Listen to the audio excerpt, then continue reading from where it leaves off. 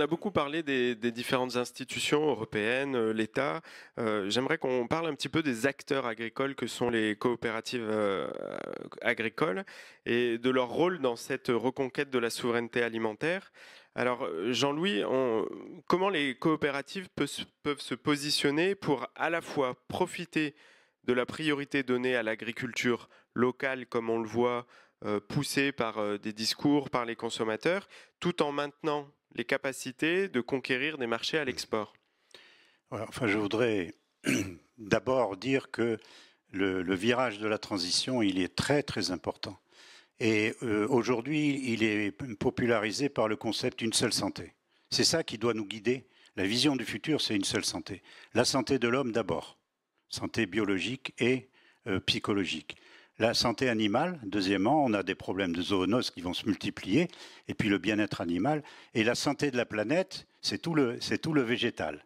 Et donc il y a là-dedans, il y a l'agroécologie, mais il y a aussi les forêts, etc.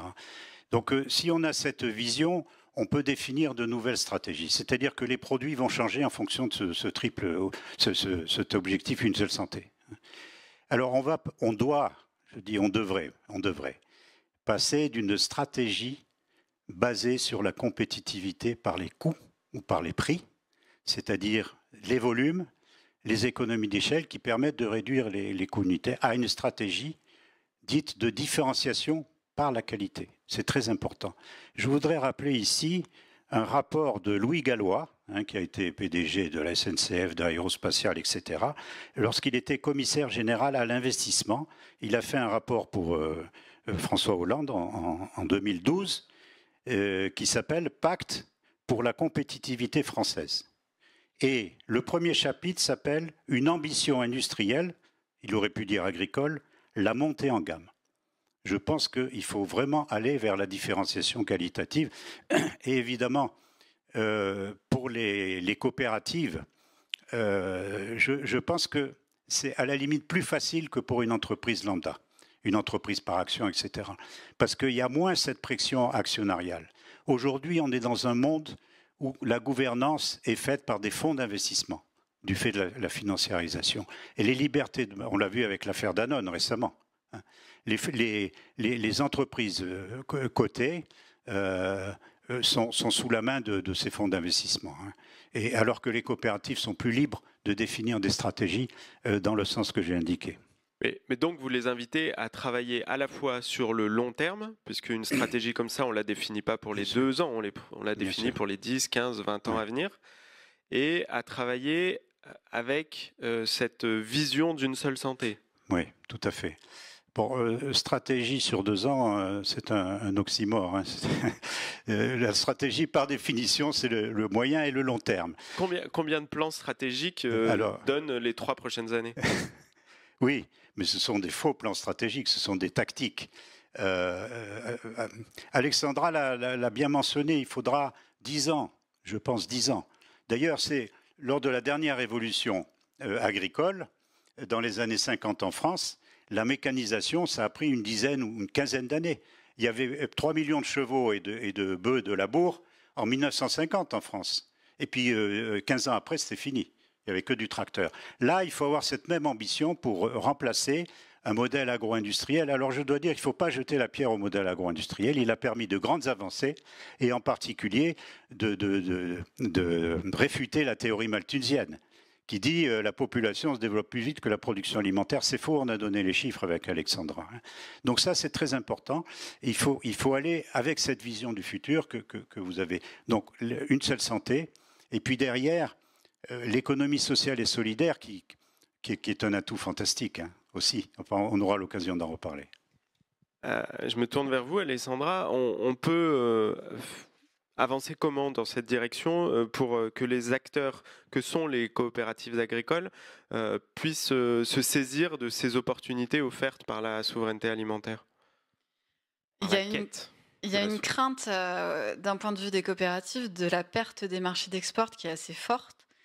Il faut, à mon sens, rappeler que le premier rôle d'une coopérative, c'est assurer les débouchés. Donc, au final, la conquête des marchés d'export, elle n'a de sens que si ce sont des marchés qui sont rémunérateurs. Donc aujourd'hui, on fait beaucoup de céréales parce que vendre du blé au Maghreb, c'est rémunérateur, c'est rentable. Mais si demain vendre du blé sous label HVE, ça devient plus rémunérateur. Si demain vendre du colza qui est sous label bas carbone, c'est plus rémunérateur. Si demain on développe les protéagineux pour la consommation humaine et que c'est plus rémunérateur, au final, est-ce qu'il y aura vraiment un intérêt à courir après ces marchés d'export si ces marchés deviennent moins rémunérateurs que ce qu'on peut faire sur le territoire? Pour moi, c'est plutôt la question de qu'est-ce qui est plus intéressant économiquement et qu'est-ce qui est plus rémunérateur. Il faut vraiment sortir de ce mythe de la vocation exportatrice. Il faut aller sur des marchés où on est compétitif. Et là où on est compétitif, c'est sur la qualité parce que ça, on sait bien le faire. Et alors justement, comment on construit ces nouveaux débouchés? Est-ce que c'est par la structuration de filières? Est-ce que c'est par le travail avec des acteurs locaux, des collectivités locales? Comment on avance concrètement? Pour moi, le vrai job, c'est d'arriver à démontrer cette qualité qui n'est pas forcément reconnue par le consommateur, qui n'a pas forcément une notion de pourquoi ce qu'on fait nous, c'est mieux, en fait. Et du coup, pour moi, il y a un vrai travail de communication, d'expliquer ce qu'on fait en France, d'expliquer comment on le fait et d'expliquer pourquoi effectivement il y a une légitimité à payer plus cher ces produits-là et à préférer ces produits-là. Si vous prenez l'exemple du bio, on voit un vrai essor au niveau du bio. Pourquoi le consommateur il est prêt à payer plus cher pour du bio? Parce qu'il a bien compris. C'est simple, le bio, il n'y a pas de pesticides. C'est très simple, c'est très lisible, c'est très clair. Donc ça, le consommateur, il a montré qu'il voulait bien payer plus pour ce produit-là parce qu'il a compris ce que c'était que ce produit-là. Du coup, pour moi, il y a vraiment un enjeu à aller chercher des débouchés en expliquant, ben voilà, on vous propose ce produit-là qui a ces caractéristiques-là, qui a ces intérêts-là, et c'est pour ça que vous devez être prêt à le payer un petit peu plus cher parce qu'à la fin, vous avez ces conséquences-là. C'est vraiment cette recherche de débouchés-là, elle passe pour moi par la promotion du produit, l'explication, la pédagogie de pourquoi c'est différent en France de ce qu'on fait ailleurs et pourquoi c'est intéressant d'aller sur ces marchés-là. Il y a des initiatives locales, on voit qu'il y a des marchés publics qui préfèrent du local. Il faut aller dans ce sens-là, c'est des petits pas. Il y a le développement de légumeries par des collectivités qui permettent de valoriser ce qui est produit autour de la ville, etc. C'est des petits pas, mais ça va dans ce sens-là si les gens comprennent ce qu'ils achètent en fait. En préparant cette table ronde, vous m'aviez dit la clé pour les coopératives, c'est d'aller chercher des nouveaux marchés en posant des cahiers des charges forts. Est-ce que vous avez des exemples de choses qui se font déjà ou des directions? Vous avez évoqué Sodial tout à l'heure. Voilà, il y a cette histoire de faire du lait qui sera fait avec des protéines françaises. On a en Côte d'Or, par exemple, un lait qui se produit avec un peu plus de luzerne, qui essaye d'être valorisé. Il y en a plein des initiatives qui fleurissent. Vous prenez la marque C'est qui le patron? Il y a quelques années, ça n'existait pas. Aujourd'hui, elle a fait des émules. Il y a des sous-marques de distributeurs qui vont vers ces initiatives-là où bah voilà, vous payez un produit un peu plus cher, vous savez combien vous rémunérez le producteur, vous savez que les vaches, elles vont à l'herbe, vous savez un certain nombre de choses. Le consommateur, il s'intéresse de plus en plus à l'agriculture. Il faut lui donner des éléments de compréhension simples. Les vaches, elles vont dehors. Il n'y a pas de soja OGM. Il n'y a pas ci, il n'y a pas ça. Et c'est comme ça qu'on arrivera à créer de la valeur et avoir un consommateur qui augmente un petit peu le consentement à payer. Il faut rappeler que la part de l'alimentation dans le budget des ménages, elle est en baisse constante. Le consommateur, il s'en rend absolument pas compte parce que lui, quand il fait ses courses, il a l'impression de payer toujours plus cher. Mais les seuls effets, c'est ceux de l'inflation parce que les prix à la consommation, ils sont complètement déconnectés des prix à la production. Donc du coup, la part de ce qu'il met dans son alimentation par rapport à ce qu'il gagne, elle est de plus en plus faible. Et au final, les pouvoirs publics, ils n'incitent pas vraiment à ce que ça change parce qu'ils ont plus intérêt à ce que le consommateur il achète d'autres biens, d'autres services.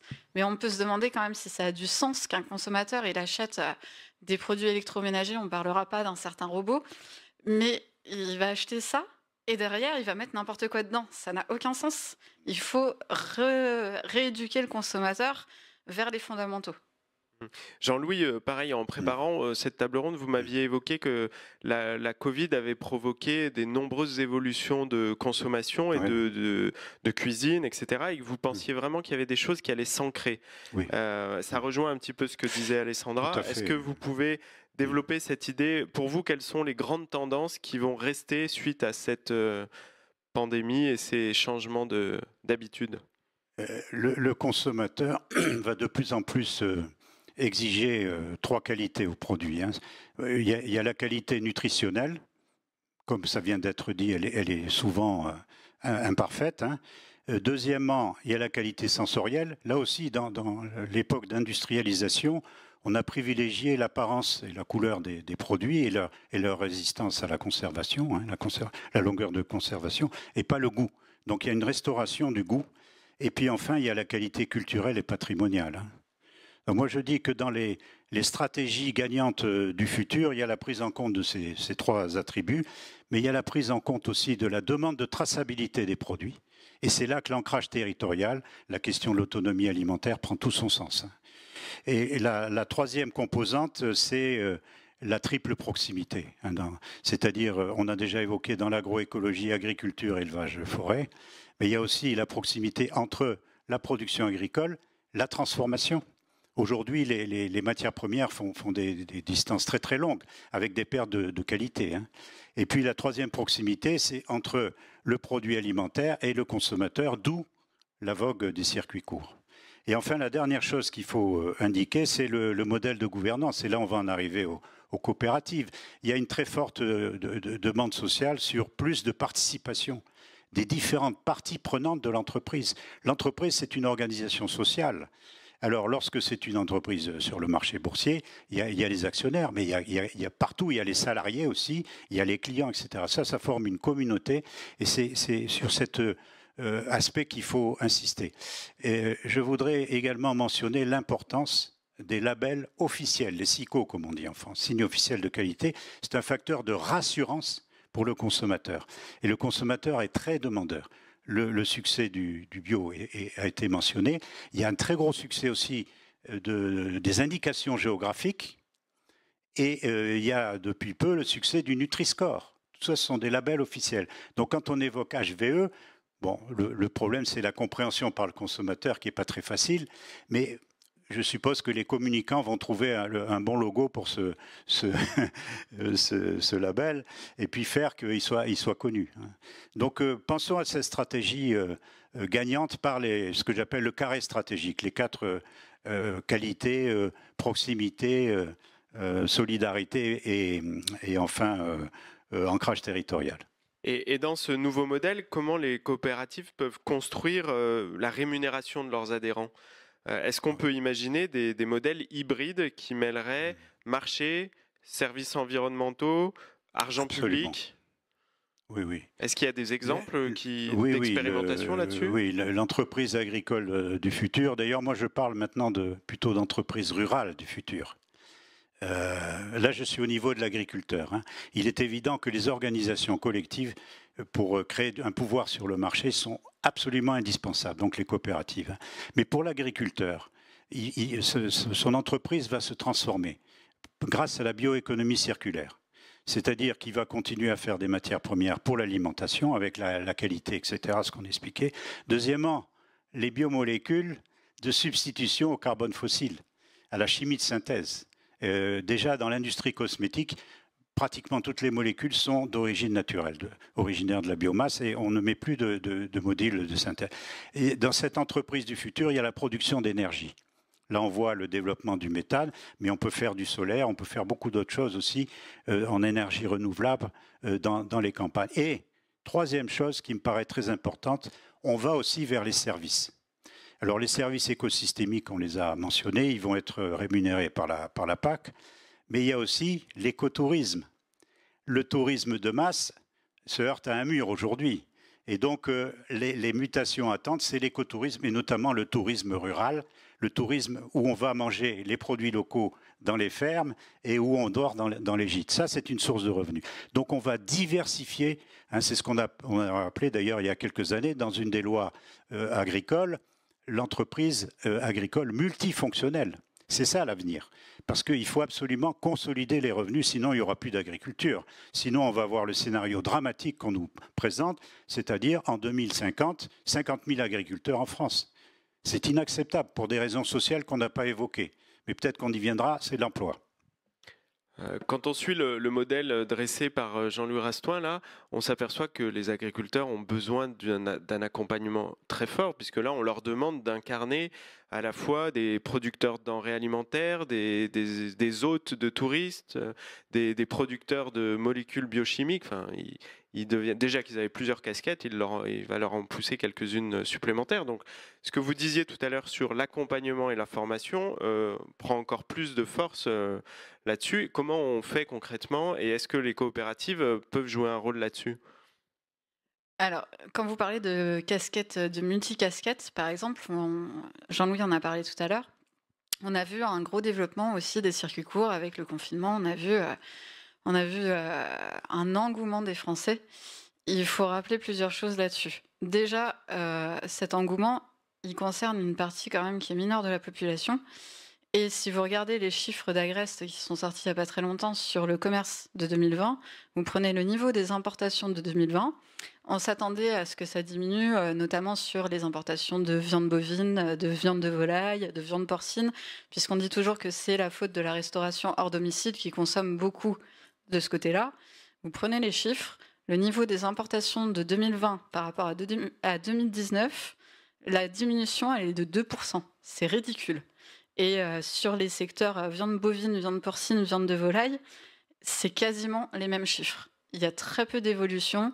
On en a importé un tout petit peu moins. On a importé davantage d'oléoprotéagineux. On a importé davantage de légumes. On a importé davantage de fruits. Donc du coup, cette tendance qu'on a cru voir vers la relocalisation de l'alimentation, il faut rappeler qu'elle reste marginale.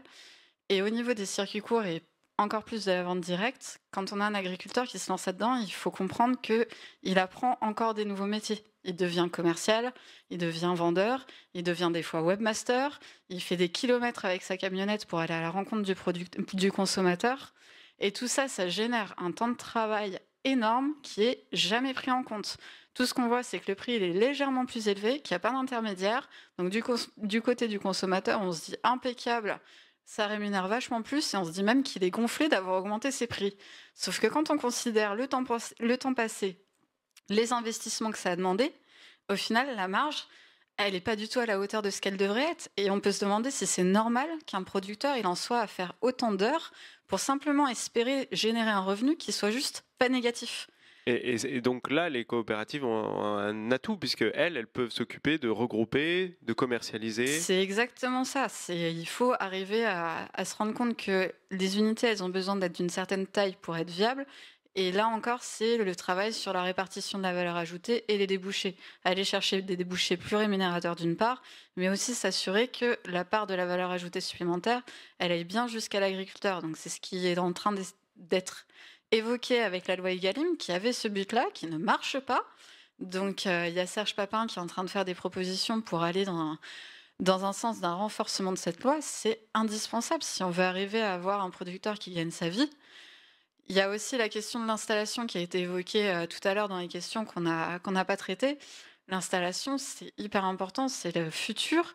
Mais aujourd'hui, comment vous voulez inciter les jeunes quand on leur dit, bah voilà, il y a plusieurs centaines de milliers d'euros à investir, il faut s'endetter sur 15 ou 20 ans pour espérer, si tout va bien, gagner un SMIC et avoir tous les risques que ça comporte. Dans un contexte où le climat change, vous ne savez plus quand est-ce qu'il va pleuvoir. C'est pas vendeur, enfin...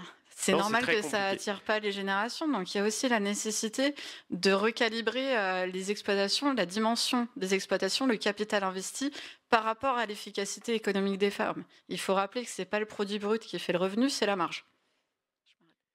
Et tout ce que vous avez dit se pèse aussi au regard, et je l'ai un tout petit peu évoqué, du changement climatique, des objectifs climatiques que la France se donne. Jean-Louis Rastoin, vous voulez compléter un petit peu les propos d'Alexandra? Parce que je trouve Alexandra un peu pessimiste. Hein. Ah, pourtant, elle m'a dit qu'elle était optimiste.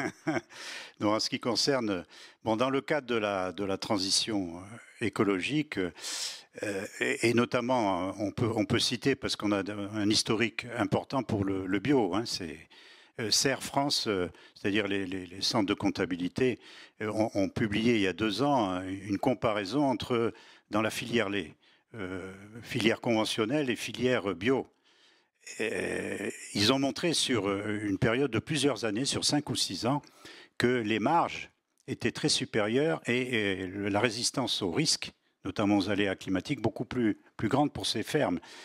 Mais ces fermes gagnent de l'argent parce qu'il il y a la demande du consommateur pour le bio, mais c'est la transformation à la ferme ou dans un atelier collectif, coopératif, hein, et puis c'est la vente directe. Alors ça, c'est le triplé gagnant pour les revenus des agriculteurs. Alors j'ajoute par rapport à la surcharge de travail, etc., qu'il faut aller vers des formules aussi de type GAEC, hein, c'est-à-dire des regroupements d'exploitation avec une spécialisation des tâches entre tous les membres. Hein. Il y a beaucoup d'exemples, il faut regarder vous devez connaître hein, les fermes d'avenir, il y a beaucoup d'exemples là de formules qui sont des formules à succès. Peut-être que